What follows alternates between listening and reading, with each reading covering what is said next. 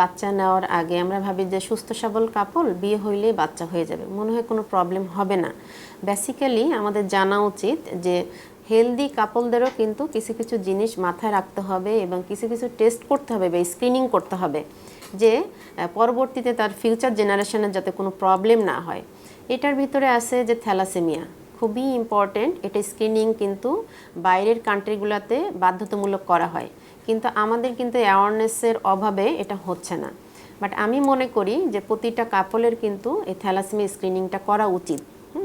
আরও কিছু কয়েকটা জিনিস আছে, যেমন hepatitis B virus, C virus, এইগুলো কিন্তু স্ক্রিনিং করা উচিত। দুই পার্টনারের অনেক সময় থ্যালাসেমিয়া মাইনর থাকে।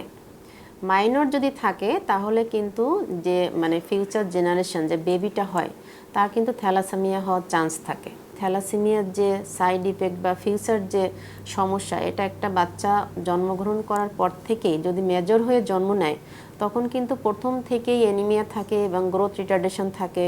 তারপর হচ্ছে গ্রোথের যে মাইলস্টোন এগুলোও কিন্তু থাকে না, ঠিক আছে, ডিলে হয়। এক্ষেত্রে আবার কয়েক মাস দেখা যাবে 2 থেকে 3 মাস পর পর ব্লাড চেঞ্জ করতে হয় বা দিতে হয়। হ্যাঁ, এটা কিন্তু খুবই একটা বার্ডেন।